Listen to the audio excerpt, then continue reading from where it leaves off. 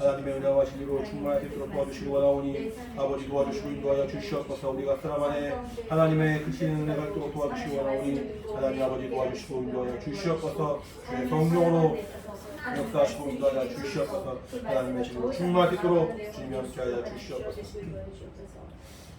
살아계신 하나님 아버지 감사합니다. 주 앞에 나와서 예배할 수 있도록 우리 영혼을 지켜주시고 우리 환경과 우리 삶을 붙들어 주셔서 주 앞에 거룩한 날 구별하여서 예배할 수 있도록 인도하심에 감사합니다.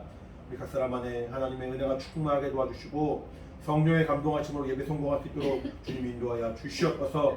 신령함과 진정함으로 예배하는 우리 모두가 되어서 하나님 기뻐하시는 복된 시간 될 수 있도록 주님이 함께하여 주시옵소서. 감사드리며 예수 이름으로 기도합니다. 아멘.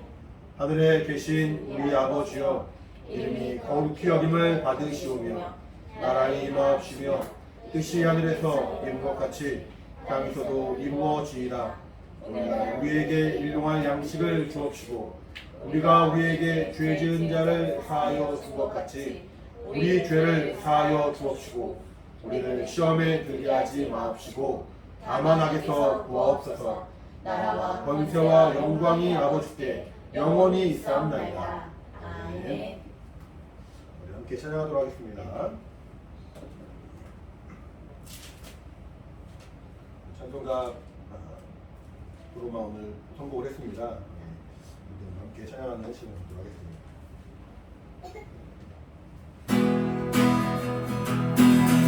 내 심정 사모하는 내 심정 사모하는 주가 되신 그 예수님은 아름다워라. 밤 밑에 백합하여 빛나는 새벽별 주님 경험할 길 아주 없도다. 내 맘이 아플 적에 그 위로 계시며 나 외로울 때 좋은 친구라. 주는 저 산 밑에 백합 빛나는 새벽 이 땅 위에 이길 것이 없도다. 내 몸의 모든 염려 이 세상 고락함 나와 항상 같이 하여 주시고 시험을 당할 때에 악마의 해를 즉시 물리치 날 지키시네. 세상 날 버려도 주 예수 안 버려 끝까지 나를 돌아보시니. 주는 저 산 밑에 백합 빛나는 새벽별 그 땅 위에 비길 것이 없고 내 맘을 다하여서 내 맘을 다하여서 주님을 따르 길이 나를 사랑하리니. 물이 두렵잖고 장거미가 멀리 주는 높은 산성 내 방패시라. 내 영혼 먹이시는 그의 누리고 나 친히 주를 뵙기 원하네. 주는 저 산 밑에 백합 빛나는 새벽별 이 땅 위에 비길 것이 없고 내 영혼 먹이시는 내 영혼 먹이시는 그의 누리고 나 친히 그를 뵙기 원하네. 주는 저 산 밑에 백합 빛나는 새벽별 이 땅 위에 비길 것이 없고 주님 저 산 밑에 주는 저 산 밑에 백합 빛나는 새벽별 이 땅 위에 비길 것이 없도다. 다음에는 찬송가 360장이나 543장을 연이어서 부르겠습니다. 360장 그리고 543장을 함께 연이어서 부르겠습니다. 43.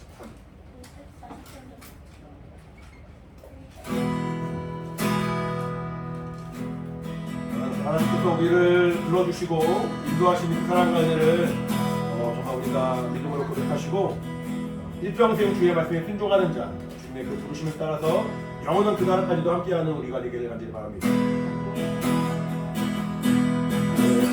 나를 오라네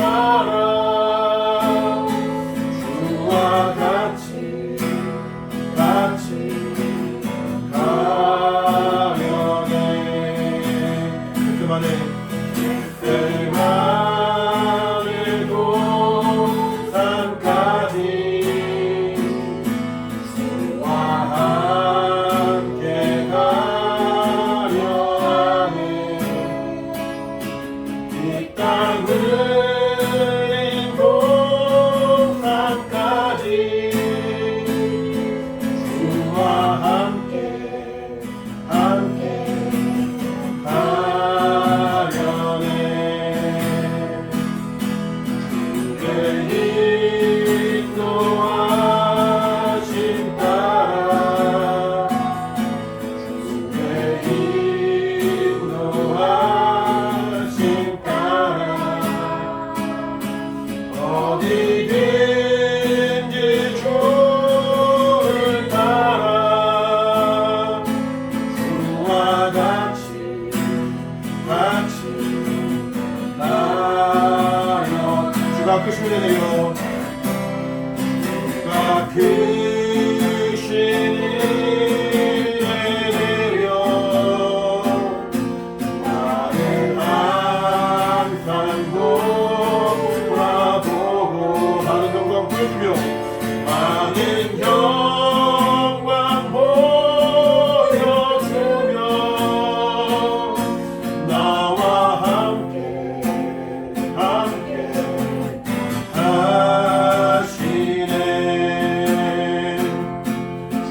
주의 인도하심 따라 주의 인도하심 따라 어디든지 주를 따라 주와 같이 주의 인도하심 따라 주의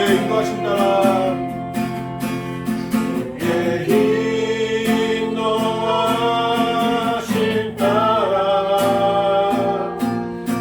주의 인도하심 따라 어디든지 주를 따라 주와 같이 하여. 뒷절입니다. 예수 나를 모아내 예수 나를 모아내 어디든지 주를 따라 주와 같이 하려.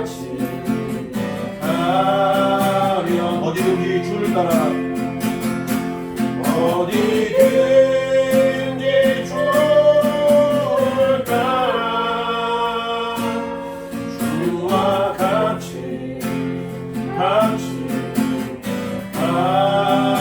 하려네.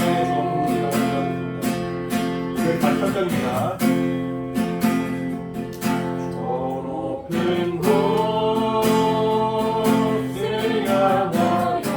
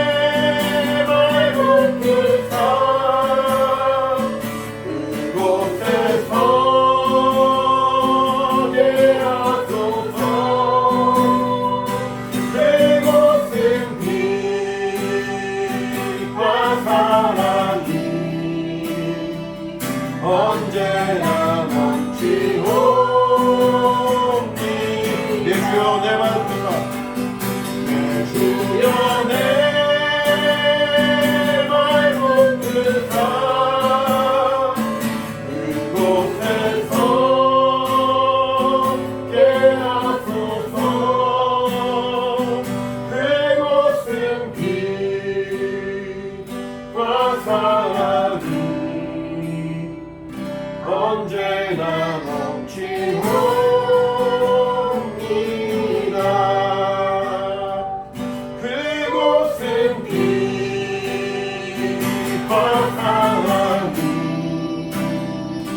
언제나 넘치옵니다.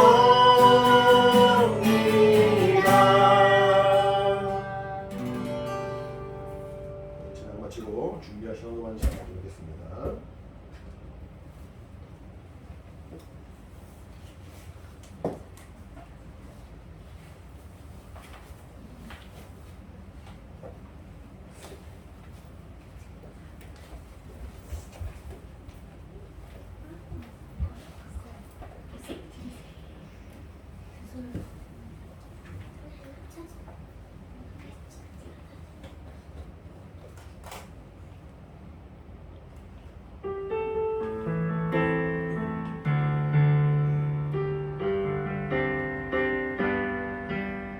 주께 가까이 더욱 가까이 가기 원해요 내 마음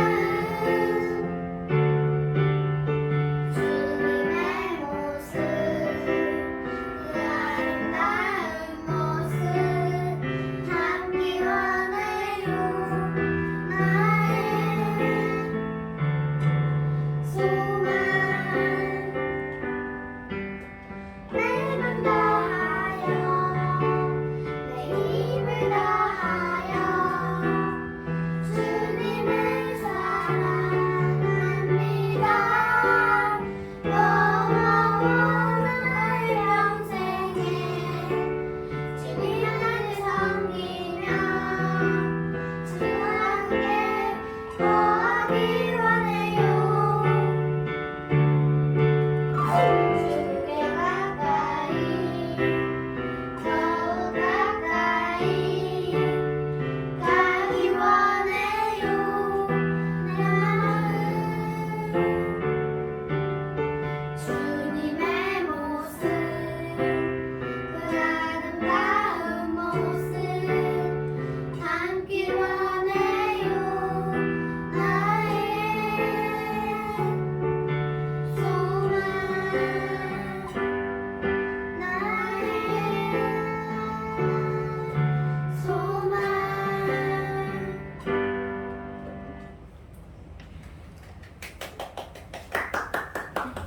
기도하겠습니다. 하나님 아버지 감사합니다. 우리에게 주님의 사랑하는 마음을 주시고 참으로 정말 마음과 힘과 뜻을 다하여 주 앞에 더 귀한 믿음을 적은 액수지만 또 정말 힘을 다하여 또 예물을 준비하고 주 앞에 우리의 믿음을 보일 수 있도록 우리 각각의 영혼을 지켜주시고 인도하시고 사랑하시면 감사합니다. 하나님 크신 사랑 앞에 또 우리가 정말 기쁜 마음으로 자원함으로 이렇게 귀한 영을 드렸사오니 각각의 영혼들을 기억하여 주시고 하나님의 은혜로 충만으로 성령으로 인도하여 주시옵소서. 특별히 우리 사랑하는 어린이들 윤상 어린이, 윤석 어린이, 김태빈 어린이, 김예빈 어린이, 김예원 어린이 한 명 한 명 기억하시고 인도하사 또 귀한 예물로 주 앞에 드릴 때 저들의 믿음이 조금만 하나님을 향하게 도와주시고 저들이 조금만 만나게 도와주시고 하나님을 알게 도와주시고 성령으로 인도받도록 도와주셔서 주님의 은혜 가운데 믿음 안에 성장할 수 있도록 함께 하시고 인도하여 주시옵소서. 여러 가지 모양 언급하고 또 온라인 언급했습니다. 한 명 한 명 기억하시고 저들의 마음과 중심과 환경들을 기억하시되 하나님의 신령한 복이 충만히 임할 수 있도록 주님이 역사하여 주시옵소서. 우리 모두에게 생명을 함께 하시고 은혜로 함께 하시는 하나님께 감사드리며 살아계신 예수 이름으로 기도합니다. 아멘. 믿음 영광 우리 모든 영혼들에게 하나님의 신령한 복이 있기를 예수 이름으로 축원합니다. 할렐루야. 같이 말씀드리겠습니다. 네, 말씀은 고린도후서입니다.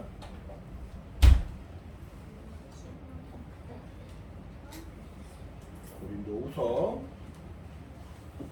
4장 16절부터 18절이죠. 누나 문이 잠겨 있어요.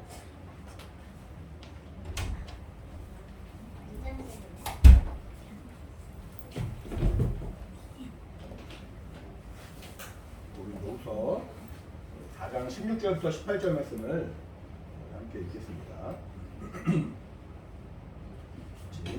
시작. 그러므로 우리가 낙심하지 아니하노니 겉사람 후패하나 우리의 속은 말로 새롭도다. 우리의 잠시만은 환란에 경한 것이 지극히 크고 영원한 영광에 중한 것을 우리에게 이루게 하느니 우리의 돌아보는 것은 보이는 것이 아니요 보이지 않는 것이니 보이는 것은 잠깐이요 보이지 않는 것은 영원함이니라. 하나님은 우리의 영혼의 아버지가 되십니다. 우리 영혼의 아버지, 우리의 영혼을 낳으신 하나님, 우리의 영혼을 진리로 양육하신 하나님, 그분이 바로 우리의 아버지가 되어주십니다. 성경은 우리가 영적 존재라고 말하죠. 지난번에 말씀드린 것처럼 영적인 실상과 영적 존재에 대하여 우리가 제대로 인지하지 못한다면 신앙생활을 할 수가 없습니다. 근데 성경은 창세기 처음부터 하나님이 천지를 만드시고 인간을 지으실 그때 흙으로 사람을 지으셨지만 흙으로 사람을 지으신 것으로 끝나지 않고 그 코에 생기를 부어넣어 주셔서 사람으로 하여금 생명이 되게 하시고 영적인 존재가 되게 하시고 그 우리가 하나님께 나아갈 때 겉모습만 내 육체에 보이는 모습으로 나가지 아니하고 내 영혼이 하나님을 향해 나갈 수 있도록 창세기 처음부터 우리 영적 존재다 라고 말하고 있습니다. 예수님이 이 땅에 오신 이유로 예수님이 이 땅에 오셔서 피 흘려 죽으시고 십자가에서 정말 우리의 모든 죄를 사해 주신 이유도 우리가 육체만 있다면 그러실 이유가 없죠. 성경은 말하기를 예수님께서 채찍 맞으신 것은 우리 육체의 질병을 고치기 위하여 우리가 낫기 위하여 예수님이 채찍 맞았다 말하고 있고 예수님이 가난케 되신 것은 부유하신 분이시지만 그가 부족한 것이 없으신 분이죠. 부유한 분이지만 그가 가난한 가운데 태어나시고 가난케 되시면 우리로 하여금 부유함을 누릴 수 있도록 육체의 복도 하나님은 허락하시지만 주님이 사실 이 땅에 오신 이유는 우리의 썩어진 육체를 위한 것이 아닙니다. 그가 채찍 맞으시고 가난케 되심으로 우리의 육체도 복이 임했지만 사실은 그가 오신 이유는 스스로 말하기를 나는 많은 사람들을 위하여 나를 정말 함께 대속제물로 드리는 하나님의 어린 양으로 자신을 소개하고 있거든요. 우리의 죄를 사해 주시는 분, 결국 우리 영혼의 문제를 해결하신 분에 대해서 성경은 말하고 있습니다. 구약 성경은 예수님에 대하여 말하고 있고 예수님은 스스로 말하기를 우리의 죄를 사해 주신 분이라 말하고 있습니다. 우리 영혼의 죄의 문제를 해결하신 분이라 말하고 있거든요. 성경 맨 마지막 요한계시록 보시면은 마지막에 우리가 믿음 생활 잘하다가 주님이 다시 오실 텐데 주님이 다시 오시면은 우리가 우리 영혼이 신령한 몸이 되어서 우리 썩어진 육체가 하늘나라에 간 것이 아니라 우리의 영혼이 신령한 몸이 되어서 하늘나라에 가고 하나님과 사귐이 갖고 그와 더불어 먹고 그와 더불어 정말 우리가 함께하는 영광의 나라를 우리가 바라보는 참 신앙에 대해서 말하고 있고 그래서 새 예루살렘 성 하나님의 그 영광의 나라 하나님의 영원한 나라에 우리가 들어갈 것에 대하여 소망을 심어주고 있는 것이 성경입니다. 창세기부터 요한계시록까지 성경의 처음부터 마지막까지 결국 우리 각각이 영적인 존재가 아니라면은 이 성경은 의미가 없지만 우리는 영혼이 있는 영적인 존재라는 거죠. 내가 영적인 존재가 되어서 주 앞에 나가는 것이 신앙생활의 가장 중요한 핵심이고 하나님과 우리의 그 사귐의 첫걸음이 되는 겁니다. 이렇게 하나님은 우리 영혼의 아버지가 되어주세요. 근데 우리가 어떻게 하나님의 자녀가 되었냐? 성경은 말하기를 야고보서 1장 18절 말씀 보니까 우리 야고보서 한번 볼까요? 야고보서 약 히브리서 4이 있죠. 야고보서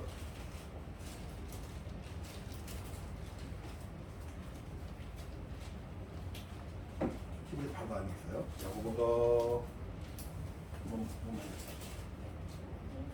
1장 18절.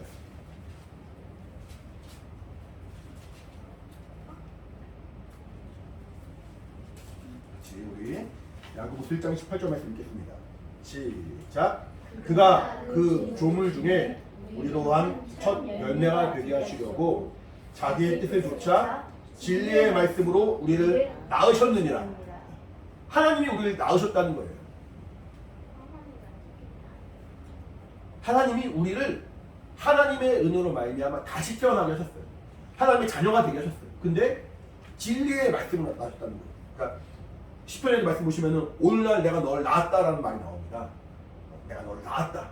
우리의 참 아버지가 되어주시고 그냥 막연하게 하나님과 우리가 관계가 없는데 하나님을 기독교 안에서 교회 안에서 종교적인 마음으로 그냥 아버지 이렇게 부르는 것이 아니라 마치 우리 각각의 아이들이 지금 엄마가 다 같이 있어요 지금. 우리 엄마들을 통해서 아이들이 이렇게 태어나고 출생했습니다. 이건 사실은 우리 엄마들은 평생 잊을 수 없는 그런 기억일 거예요. 그게 고통이었든 아니면 어떤 어려운 그런 시간이었든 아니면은 그 시간이 내게 큰 기쁨이 되었든 간에 그 아이를 낳는 그 기억은 평생 잊지 못할 기억이 될 거야. 저는 그런 기억이 없어요. 저는 그렇게 아이를 낳은 기억은 없지만 아이 낳을 때의 그 기억은 있어요. 우리 예빈이와 예원이의 탯줄을 제가 끊었거든요. 요즘엔 다 이렇게 많이 하니까. 이렇게 의사 선생님이 이렇게 출산하기 전까지 막 계속 같이 있다가 출산 임박하니까 나가라고 하시는 거예요. 그래서 잠깐 나가 있었고 잠깐 나가는 사이에 예빈이가 쑥 튀어났습니다. 예원이가 쑥 튀어났습니다. 예원이는 우리 이렇게 뭐 10개월 1주 있었거든요. 엄마 뱃속에.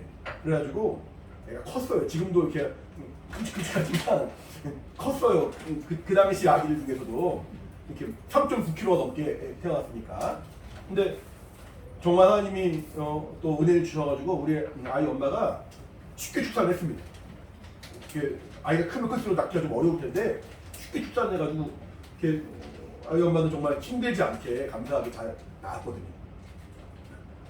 이 그 아이가 뱃속에서 있었던 그 일들, 또 아이를 출산하는 그 과정들, 양육하는 그 일들, 일평생의 엄마들은 너무나도 힘든 과정들이죠. 사실은 먹는 것도 제대로 못 먹고, 또 출산의 고통도 따르고, 또 정말 내가 쉬고 싶을 때 아이를 돌아봐야 되고, 아이가 잠자다가 깨면은 또 아이를 달래줘야 되고, 먹여줘야 되고, 또 기저귀를 갈아줘야 되고.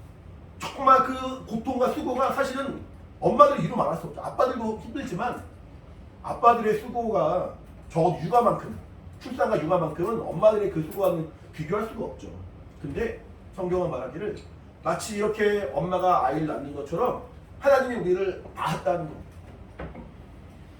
하나님은 그러면 출산형 돈 없으시잖아요. 그렇지 않다는 거예요. 하나님은 진리의 말씀으로 우리를 낳으셨다는 거예요. 그 진리의 말씀을 낳기 위하여 진리의 신 예수 그리스도를 희생하시고 피 흘려 죽게 하시고 죽음으로 말미암아 망바꾸시고 죽음으로 말미암아 태어나게 하신 그 존재가 우리라는 거예요. 하나님은 우리를 사랑하셔서 우리를 낳으셨는데, 낳으시고 우리를 키우시는데 이것을 그냥 등한시 여기고 세상에 나쁜 엄마들 믿습니다. 몰래 아이를 낳았다가 아이를 이렇게 내다버리거나 뭔가 부모로서 역할을 제대로 못하는 엄마들도 있습니다. 근데 하나님은 그렇지 않으시고 끝까지 우리를 돌아보시고 끝까지 우리를 지켜주신 것은 물론이고 영원히 우리의 영혼을 돌아보신 분이라는 겁니다. 하나님이 내 영혼의 아버지가 되어주신다는 것이 우리에겐 너무나도 큰 감사가 됩니다. 부모 없는 자식이 얼마나 불행합니까? 아버지만 없어도, 엄마만 없어도 그 아이는 얼마나 마음에 어려움이 있습니까? 그 마음이 얼마나 큰 갈등이 있습니까? 근데 부모가 한 명도 없다면 그 아이는 어떻게 살아갈 수가 있을까요? 하나님은 친히 우리의 아버지가 되어주시고 친히 우리 영혼을 위하여 아들의 피를 희생하심으로 말미암아 진리로 우리를 낳아주시고 진리의 말씀으로 우리를 다시 거듭나게 하시더니 영원한 나라까지도 우리를 이끌어주시고 그 영원한 나라에 가서 영광 가운데 우리를 인도하시는 하나님이 우리를 끝까지 돌아오시고 끝까지 사랑하시고 끝까지 우리와 함께 하시는 영원한 아버지가 되어주신다는 거예요. 따라해볼까요? 하나님은 나의 영혼의 아버지시다. 나의 영혼의 아버지시다. 하나님은 나를 영원히 사랑하신다. 나를 영원히 사랑하신다. 이것이 우리 신앙의 가장 중요한 믿음의 첫 고백이 되는 겁니다. 하나님 나의 아버지. 하나님 나의 아버지. 이것을 아는 사람만이 신앙생활을 할 수가 있는 거죠. 결국 내가 영적인 존재라는 것을 아는 것이 신앙생활의 첫걸음이고 내 영혼을 하나님 책임져 주심을 인하여 믿음을 고백하는 것이 신앙생활의 정말 가장 중요한 핵심일 것이고 내 영혼을 영원히 생명으로 인도해 주시고 품어주시고 함께 해주신다는 그 약속이 우리의 변치 않는 믿음의 소망이 될 것입니다. 신앙생활의 핵심은 바로 이거예요. 우리가 신앙생활하면은 딱 떠오르는 게 뭐가 있습니까? 예배가 있죠. 그리고 기도가 있고 말씀이 있습니다. 여러 가지 우리가 교회에서 하는 일들 혹은 우리 영혼을 위한 많은 일들이 있는데 사실은 교회에서 예배하는 것만 신앙생활이겠어요? 내가 기도하는 시간만 신앙생활이겠어요? 우리 일평생 자체가 신앙생활이에요. 내가 학교에서 공부를 하든 내가 직장에서 일을 하든 내가 가정에서 가정을 돌아보든 아니면은 심지어는 내가 친구들과 함께 즐거운 시간을 보내고 맛있는 거는 먹는 모든 시간들이 신앙생활의 연속이라는 거예요. 그러니까 나라는 사람은 바뀌지 않는데 교회에 있으면 예수 믿는 사람이고 교회 밖에 있으면 예수 안 믿는 사람이고 이렇지 않잖아요. 여전히 나라는 사람은 내가 어떤 환경에 있든 간에 내가 군대에 있든 직장에 있든 결혼을 하든 아니면 혼자 있든 간에 나는 하나님을 만나고 나는 하나님으로 말미암아 그 생명의 말씀 공급받아야만 사는 사람이라고 고백하는 것처럼 신앙생활은 그 신앙의 그 모습은 교회에서만 유효한 것이 아니라 우리의 모든 생활 가운데 필수불가결한 변하지 않는 빼놓을 수 없는 가장 중요한 핵심이라는 겁니다. 우리의 삶이 하나님과 늘 함께 사귐을 갖는 신앙생활의 연속이 되어야 돼요. 교회에서만 내가 또 가정에서만 그럴 수 없습니다. 하나님이 언제 오실지 우리가 알 수 없고 또 우리가 어떤 일을 겪을지 아무도 모르기 때문에 늘 뛰어서 주 앞에 나가는 것이 중요하죠. 신앙생활은 우리 영혼을 위한 삶이 되는 거예요. 먼저는. 그래서 내 영혼이 하나님 앞에 어떻게 나갈 것인가. 우리 육체의 삶이 사실은 한시적이죠. 제한적인 어떤 그런 연약함이 있고 부족함이 있기 때문에 때로는 아프기도 하고 때로는 피곤하기도 하고 때로는 귀찮기도 하고 때로는 물질의 어떤 그런 제약 때문에 어떤 뭔가 생활하거나 활동하는데 어려움을 겪기도 하고 심지어는 그런 일들이 아무것도 없다 할지라도 한 100년 살면 많이 사는 거죠. 혹시 주변에 100년 이상 사신 분 직접 보신 적 있어요? 많지 않아요. 저 들은 적 있어요. 본 적 있냐고 물어봤죠 제가. 아니면 본 적 있냐고 물어봤는데 들은 적 있다고 대답하면 어떻게 해요? 예민이 엄마 외할머니가 100세 넘게 사셨어요. 그래서 이제 그 100세 넘으신 중에도 저도 같이 찾아가서 기도하고 막 그런 적도 있었는데 100살 넘는 사람도 사실은 우리가 쉽게 보기 어렵습니다. 그러니까 육체는 아무리 건강하든 아무리 우리가 부유한 삶을 살았든 아니면 아무리 공부를 많이 했든 간에 언젠가는 그 육체의 삶이 한계가 있는 것이고 끝날 때가 있는 것이고 나의 삶은 제한적인 것이라는 거죠. 그러면은 내가 육체의 삶을 위하여서만 사는 것은 아무런 의미가 없을 수 있어요. 사람들이 볼 때는 부러워할 줄 몰라도 사람들이 볼 때는 인정하고 칭찬하고 존경하고 따라갈지 몰라도 그 육체의 삶은 육체가 호흡하는 그 시간만은 해당되는 거죠. 결국에 영원할 수가 없으니까. 그러면은 나는 무엇을 바라보며 살아야 되는가? 육체의 삶을 통하여 영혼의 삶을 준비하는 사람이 되어야 되는 거예요. 썩어질 육체를 이 땅에 심고 썩지 아니할 내 영혼의 하나님의 신령한 복을 소유하고 얻는 것, 이것이 신앙생활이에요. 나는 영적인 존재요. 나는 육체와 어떤 이 땅에 살아가는 그 환경에 제약을 받을 수밖에 없는 연약한 존재지만 그럼에도 불구하고 영적인 요소를 늘 기억하고 내가 영적인 사람이다. 내가 정말 이 땅의 그 모습이 전부가 아니라 나는 정말 하나님 손다 라는 마음으로 내가 영적인 실상인 것을 인정하는 것이 신앙생활의 가장 중요한 믿음의 비결이라 할 수 있습니다. 그래서 어찌하면 정말 하나님의 그 신령한 복을 얻을 것인가? 어떻게 하면 하나님의 관심을 끌 것인가? 어떻게 하면 하나님 안에 있는 놀라운 영적 부요를, 영적인 그 부요를 내가 소유하고 얻고 그 안에 거할 것인가? 정말 내 영혼을 돌아보고 사랑하는 자가 되어야 돼요. 자기 영혼 사랑합니까? 곰곰하게 생각을 해봅시다. 나는 정말 내 영혼을 사랑합니까? 내 육체를 사랑하는 것은 아닌가? 썩어질 내 육체, 썩어질 내 육체의 어떤 소욕, 썩어질 내 육체의 어떤 삶, 썩어질 내 육체의 어떤 피로만을 내가 더 중하게 여기진 않는가? 정말로 나는 내 영혼을 사랑하는가? 하나님이 나에게 주신 그 은혜가 있습니다. 하나님이 내 영혼을 생명의 길로 인도해 주시고 정말 거룩한 하나님의 은혜 가운데 우리를 불러주시고 신령한 복으로 복 주셨습니다. 근데 정작 내가 살아가는 동안에 내가 그것을 얼마만큼 관심을 가지고 얼마만큼 사모하는가? 정말 나는 이제 나라는 존재가 영혼과 육체가 딱 구분되지 않잖아요. 근데 내가 나를 정직한 마음으로 잘 돌아볼 때 나는 정말 나의 관심은 육체에 있는가 영혼에 있는가? 난 육체에 살아가는 사람인가 영혼을 살아가는 사람인가? 하나님은 우리를 사랑하실 때 아까 말씀드린 것처럼 우리 육체로 사랑하셨어요. 그러니까 하나님의 아들이 채찍맞으셨어요. 하나님의 아들이 채찍맞으셔서 우리의 질병을 낫게 해주셨어요. 그러니까 우리가 아플 때 혹은 물질이 부족하고 환경이 어려울 때 하나님께 기도하는 것은 잘못된 게 아니에요. 필요한 거예요. 아픕니까? 기도하세요. 뭐 물질이 부족합니까? 뭔가 환경이 어렵으니까 기도하세요. 하나님이 우리에게 이미 허락해 주셨어요. 근데 그렇다고 할지라도 내 육체의 어떤 질병이 내 삶의 목적이 될 수 없다는 거예요.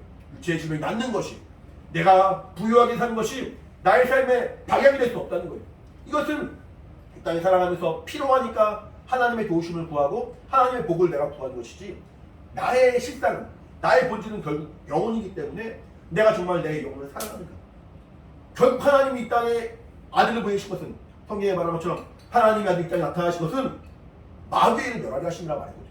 마귀를 멸한다는 말은 육체의 질병도 우리의 어떤 물질의 어떤 부분도 해결하신다는 말이 되겠지만 그게 문제가 아니라 내 영혼을 저주해서 사망해서 건져내시겠다는 거거든요. 하나님이 아들이 이 땅에 오시면 결국 내 영혼을 위한 것인데, 하나님은 내 영혼을 사랑하셔서 아들을 내어주셨고 정말 그 신령한 복을 주셨는데 난 정작 내 영혼을 사랑하지 못해. 난 내 영혼의 그 신령한 삶에 관심이 없어. 하나님과 나의 생각이 너무 다른 거죠. 하나님과 나의 생각이 너무 방향이 맞지 않는 거죠. 하나님은 나의 영혼을 사랑하셔서 정말 힘을 다해 우리에게 그 사랑을 보여주셨고 피를 흘리시면서 우리에게 생명을 인도해 주셨고 우리를 정말 살릴 수 있도록 정말 그 은혜를 아끼지 않으시고 성령을 한량없이 부어주시고 말씀을 해주신 분이신데 나는 내 영혼에 관심이 없어. 뭐 신앙생활이 정상적인 신앙생활이 아니고. 따라해볼까요? 내 영혼을 사랑하자. 네. 시작. 네. 내 영혼을 사랑. 다시 한번 시작. 네. 내 영혼을 사랑. 다시 한번 시작. 네. 내 영혼을 사랑하자. 정말 내 영혼을 사랑하고 내 영혼에 정말 하나님의 은혜가 충만하도록, 이것이 내가 손해보는 것이 아니고 내가 속는 것이 아니고 내가 교회에서 말하는 그 말에 내가 홀딱 넘어간 그런 것이 아니라 정말로 내 영혼을 위한 거라는 거예요. 정말로 이것이 내게 유익이라는 거예요. 그 말씀 안에 거하고 그 말씀을 듣고 그 말씀에 순종하고 정말 하나님께 나아가는 우리의 삶이, 우리 신앙생활이 세상 사람들이 볼 때는 이해가 안 될 수도 있고 세상 사람들이 볼 때는 답답해 보이기도 하고 세상 사람들이 볼 때는 어리석어 보이기도 할 수도 있습니다. 하지만 영적인 실상을 알았고 하나님의 사랑을 체험했고 영원한 그 정말 나와의 소망이 있는 사람은 영적인 생활을 안 할 수가 없는 거예요. 하지 말고 뜯어 말리고 막 그래도 내가 내 영혼을 너무너무 사랑하니까 내 영혼을 돌아보고 내 영혼 주님께로 막 인도하고자 몸부림을 치게 되는 거예요. 우리 예수학교에는 정말 자신의 영혼을 깊이 사랑하는 우리 모두가 되기를 예수님 축원합니다. 하나님의 사랑과 은혜를 알아서 내가 주 앞에 마음을 정하고 더 주님을 정말 이렇게 의뢰하고 주의 말씀에 순종함으로 말미암아 내 영혼이 은혜가 풍성하고 신령함으로 충만하고 주님을 사랑하는 자가 되는 것이 신앙생활의 핵심입니다. 이렇게 먼저는 은혜 받았기 때문에 자기 영혼을 사랑해요. 내가 이렇게 내 스스로 내 영혼을 사랑할 수가 없어요. 그동안은 내가 나를 사랑하는 줄 알았는데 신앙생활을 하고 하나님을 만나고 말씀을 듣고 영적 세계를 알고 나서 내가 나를 봤더니 나는 나를 너무 방치한 거예요. 나는 나를 사랑하지 못한 거예요. 이거는 예수 안 믿는 사람은 물론이고 예수 믿는다 하는 사람들도 자신의 영혼을 제대로 사랑하지 못하는 경우가 너무나 많습니다.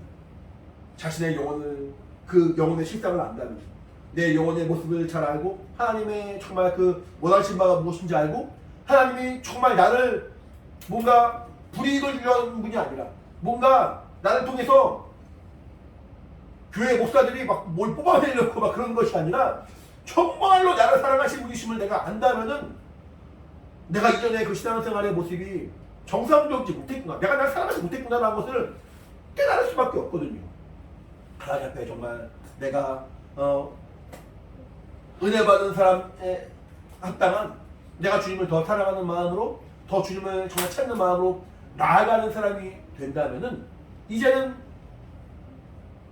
주님의 그 말씀, 예수께서 나의 구주가 되어주시고 예수께서 나의 죄를 사해주시고 나를 사망에서 생명으로 인도해주시고 나를 거저 살게 하시고 나를 거저 하나님을 만나게 하신 그 하나님의 은혜를 알고는 말미암아 예수가 나의 주인 되십니다. 예수가 나를 구원하신 참 주인 되십니다. 예수가 나의 영혼의 영원한 주인 되어주십니다. 그가 나를 나의 죄값을 그가 피 흘려 죽으심으로 말미암아 그 죄의 문제를 해결해 주시고 피로 우리 피값을 우리를 사심으로 말미암아 나의 참 주인이 되셔서 나는 예수가 나의 구주요, 나는 주의 말씀에 귀를 기울이는 예수의 사람이 되었구나라고 우리가 고백할 수 있는 거거든요. 그러니까 결국에는 신앙생활은 아까 말한 것처럼 나를 위한 삶이에요. 철저하게 나를 위한 삶이에요. 뭐 이렇게 교회에서 착한 행동을 하고 선한 사람이 되고 뭔가 또 사회에서 영향력을 끼치는 사람이 되고 다 좋습니다. 하지만 그것은 결국에는 내가 저 사람을 돕는 그런 모습이겠지만 실제로는 나를 위한 거예요. 나를 위한 거. 나를 사랑함으로 내가 정말 나를 돌아보고 주의 말씀에 순종하는 거예요. 내가 주님을 사랑하는 그 모든 신앙생활의 방법은 결국 나의 영혼을 사랑하는 그 결과가 될 것입니다.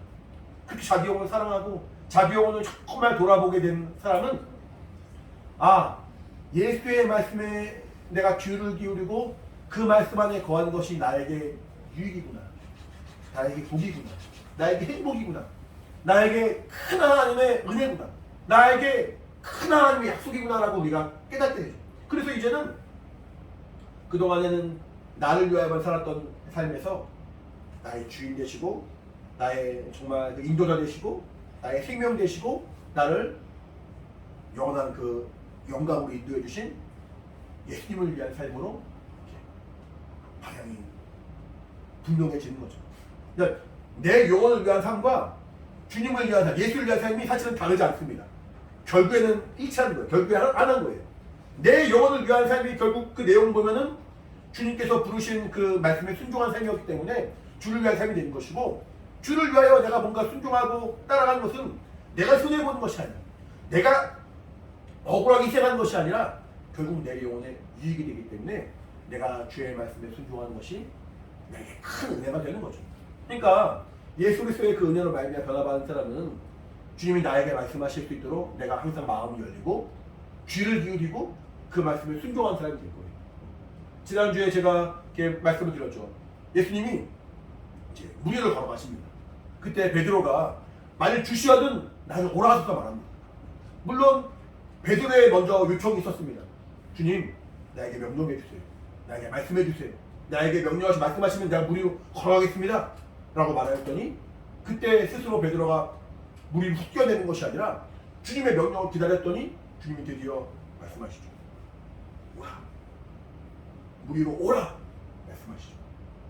무리를 걸어가는 것이 사실은 불가능한 일이고, 무리를 걸어가는 것은 사실은 있을 수 없는 일이고, 무리를 걸어가는 것은 사실은 합리적이지 않은 일이지만 베드로가 모르겠습니까? 베드로가 어부였는데 누구보다도 물을 잘하는 사람인데 자신이 무리를 걸어갈 수 없다는 걸 너무 잘하는 사람인데, 근데 주의 명령이 딱 울렸을 때, 들렸을 때 그 말씀에 자신의 그 경험과 이성과 상식과 자신의 모든 지난 날들의 어떤 알고 있는 것들을 다 선입견들을 다 내려놓고 말씀에 순종하는 거죠. 우리에게 주님이 말씀하신다면 우리 순종할 수 있는 마음의 준비가 되어 있습니까? 때로는 내 생각을 뛰어넘어, 때로는 내 상식을 뛰어넘어, 때로는 내 가치관과 내가 살아온 모습을 초월해. 그런 데 따라갈 수가 있습니까?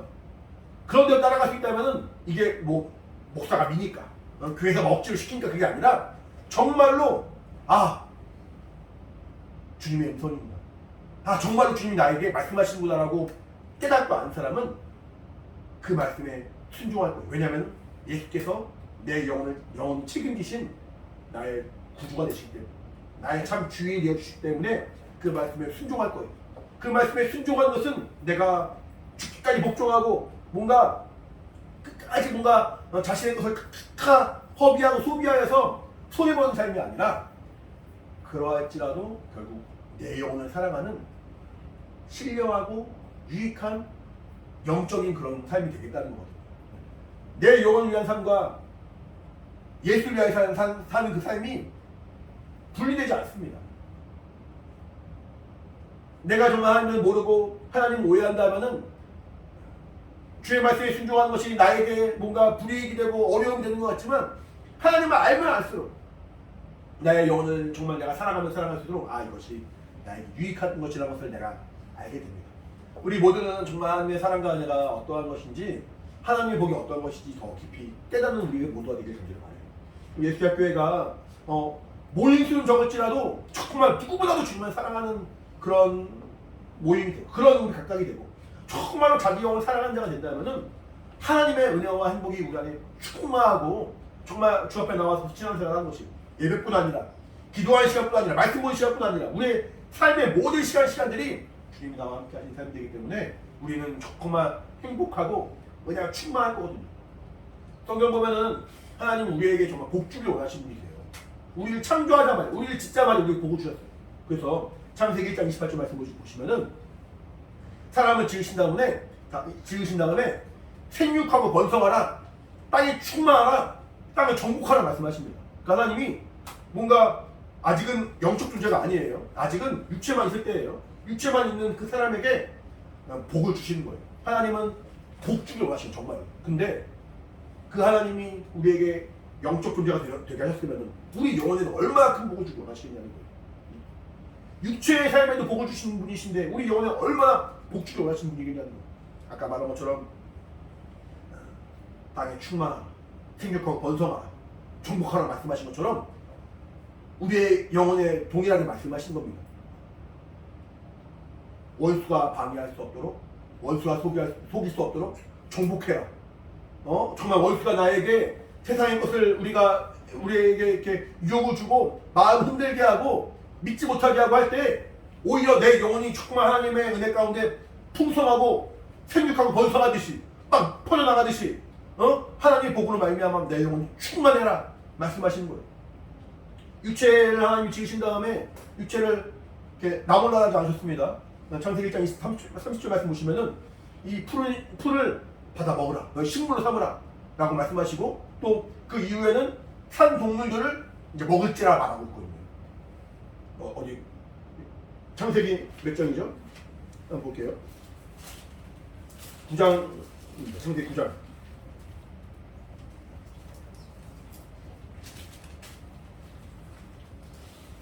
앞에 1장에서는 푸른 풀을 식물을 준다 그런 말이 나오고요. 9장에서는 9장 3절입니다. 창세기 9장 3절 같이 시작. 무릇 산 동물은 너희의 식물이 될지라, 채소같이 내가 이것을 다 너희에게 주노라. 채소를 먼저 주신 것처럼 동물을 주신다는 얘기예요. 그 말은 단지 먹을 것만 말하는 것이 아니라 우리의 육체가 살아갈 수 있도록 하나님은 보장해 주시고 복 주시고 함께 해주시겠다는 거예요. 그러니까 우리가 살아가는 동안에 우리의 필요한 것이 얼마나 많습니까? 근데 때로는 돌아보면 하나님이 우리 삶 가운데 채워주시고 함께 하신 것들을 많이 경험하거든요.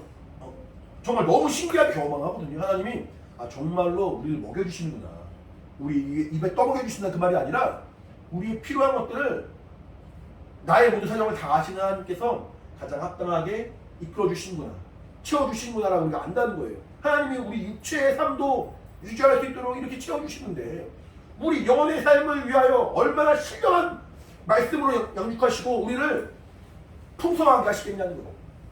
아까 말한 것처럼 육체의 삶을 통해서 땅에 생육하고 번성하라 말씀하시고 땅을 정복하라 말씀하시는 하나님이 우리 영혼에도 원수에게 속지 아니하고 이길 수 있도록 생명이 풍성하도록 하나님의 내가 충만한 원수가 우리 속일 수 없도록 원수와 싸워 이길 수 있는 말씀을 주시고 우리 육체가 풍성하게 먹고 고기를 먹든 채소를 먹든 우리에게 주어지는 그 음식들을 먹고 우리의 육체에 그 피를 채워주신 것처럼 하나님이 우리 영혼에 신령한 복으로 채워주셔서 풍성하게 하시고 은혜가 충만하게 하시고 하나님을 더 깊이 알게 하신다는 거예요. 우리 안에 정말 하나님의 그 은혜가 충만하길 바랍니다.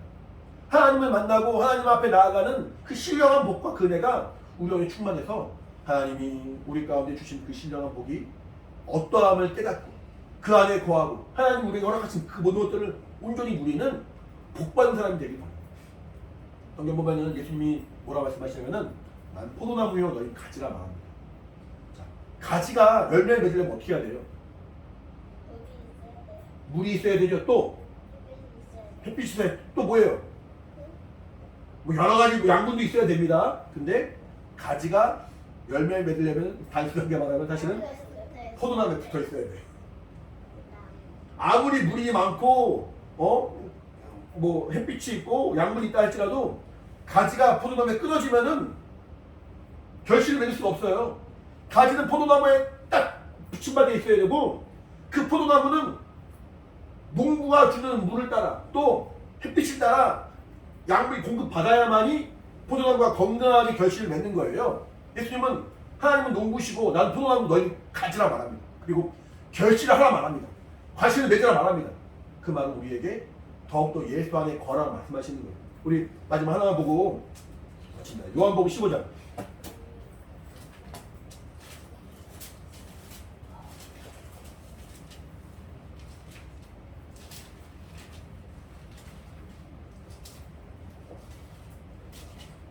우리 1절부터 5절까지 읽을까요?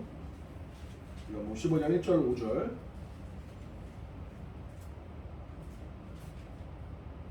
같이 시작. 내가 참 포도나무요 내 아버지는 그 농부라. 물론 내게 있어 과실을 맺지 아니하는 가지는 아버지께서 이를 제해버리시고 무릇 과실을 맺는 가지는 더 과실을 맺게 하려 하여 이를 깨끗게 하시느니라. 너희는 내가 일러준 말로 이미 깨끗하였으니 내 안에 거하라. 나도 너희 안에 거하리라. 가지가 포도나무에 붙어있지 아니하면 절로 과실을 맺을 수 없음 같이 너희도 내 안에 있지 아니하면 그러하리라. 나는 포도나무요 너희는 가지니 저와 내 안에 내가 저 안에 있으면 이 사람은 과실을 많이 낸다니 나를 떠나서는 너희가 아무것도 할 수 없음이라. 내가 오직 예수 안에 거하려는 그 간절한 마음이 있어야 합니다. 교회에 나왔을 때만 그런 것이 아니라 내가 성경 앞에 있을 때만 그런 것이 아니라 기도하는 시간에만 그런 것이 아니라 내가 어찌하든지 더 주 안에 거하고 정말 주님이 내 안에 거하시는 그런 삶이 되어서 과실을 맺고 신령한 복을 누리는 자가 되어야 됩니다. 이것이 영적생활이에요. 이것이 신앙생활이에요. 살아가는 동안에 필요한 많은 것들이 있고 우리가 또 공부를 하든 일을 하든 우리의 어떤 육체의 삶을 위하여 쓰여진 것도 분명히 있지만 그런 시간이 분명히 필요하지만 그 시간마저도 내가 예수 안에 거하는 삶이 되어야 되고 예수께서 내 안에 거하신 그런 삶이 되어야 된다는 거예요. 우리의 신앙은 이렇게 뚝 끊어지는 것이 아닙니다. 하나로 연결되어서 결국에는 그 하나로 연결된 우리의 삶 자체가 귀한 결실로 주 앞에 드려지는 거예요. 내가 정말 이렇게 살았습니다. 주 앞에 보여지는 우리의 모습이 되는 것이고 그것을 통해서 또 다른 믿음의 결실을 맺게 되는 것이고 내가 예수 안에 거하고 예수께서 내 안에 거하시는 사람은 과실을 맺게 마련인 거예요. 근데 과실을 맺히지 않습니까?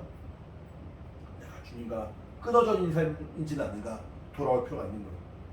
뭔가 단절된 부분이 있지 않은가.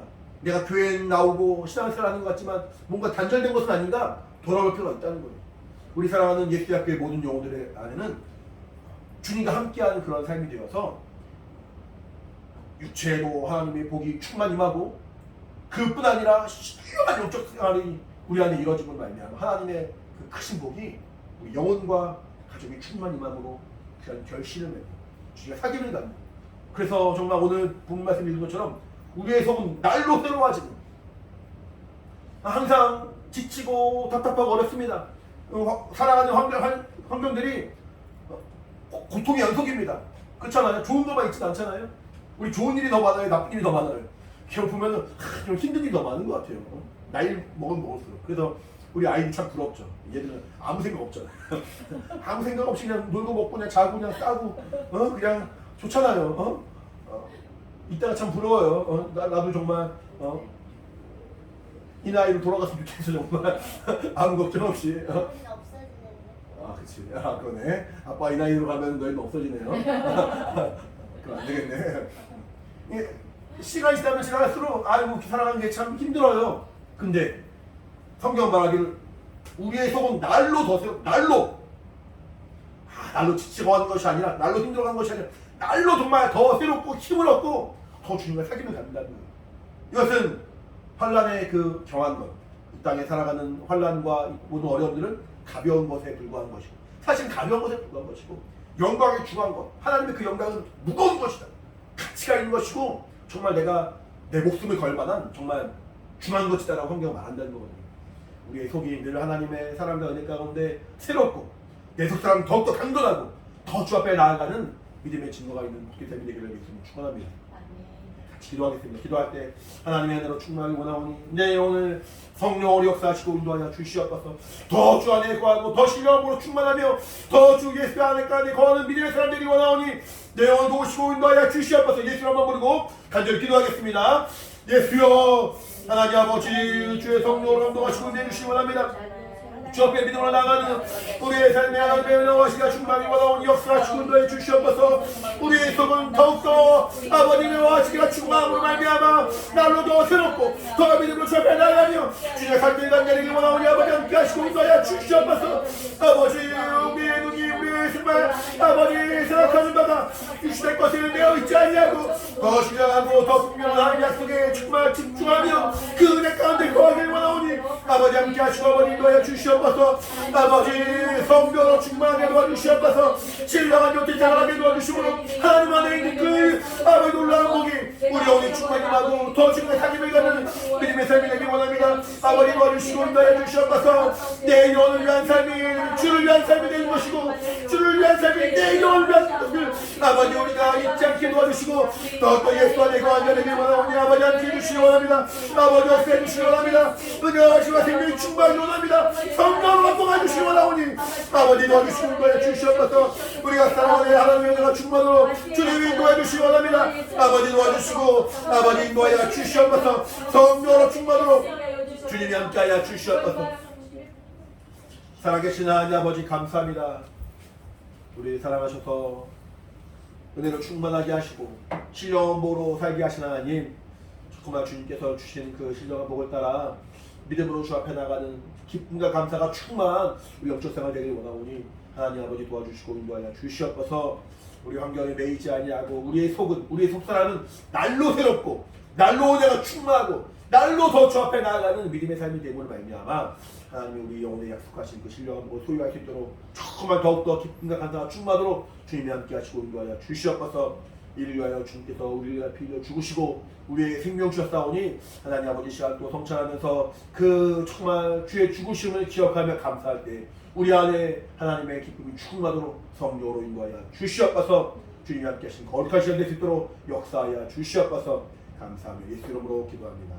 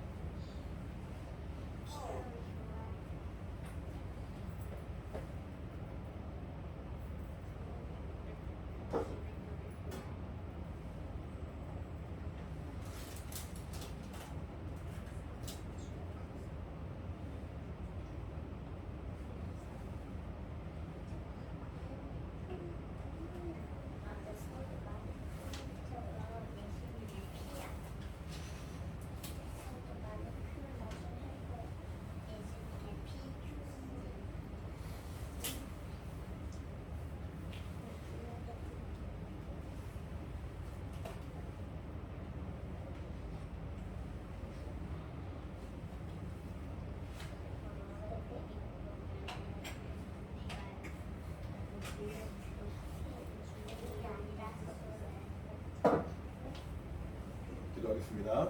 하나님 아버지 주님 명령하신 말씀하신 대로 주의 살갑기를 기념하는 거룩한 시간 되시면 감사합니다. 일평생 주의 은혜를 기억한 자들에게 도와주시고 주님 다시 오실 그날까지 주의 죽으심을 전하는 예수의 증인 될 수 있도록 인도하여 주시옵소서. 감사합니다. 예수 이름으로 기도합니다. 아멘. 마지막 찬양하고 마치겠습니다. 같이 마지막 찬양할 것은 우리 축복송인데요. 정말 우리 영혼이 얼마나 하나님 앞에 아름답고 사랑스럽고 존귀한 자이고 은혜 받은 자인지 정말 믿음으로 고백하고 축복하는 그런 시간 갖도록 하겠습니다.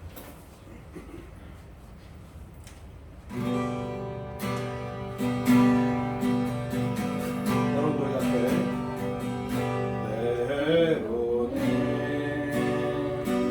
너의 앞에 어려움과 아픔이 있지만 담대하게 주를 알아보는 너의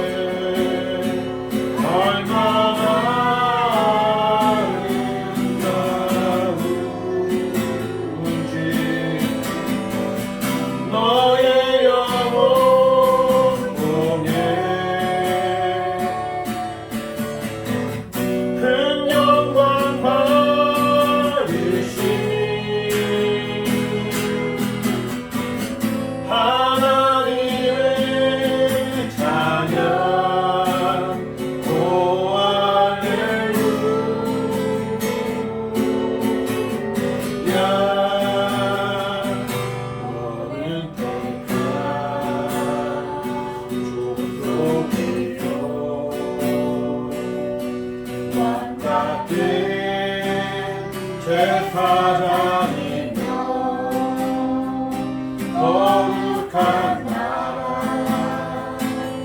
하나님의 소유 렘레서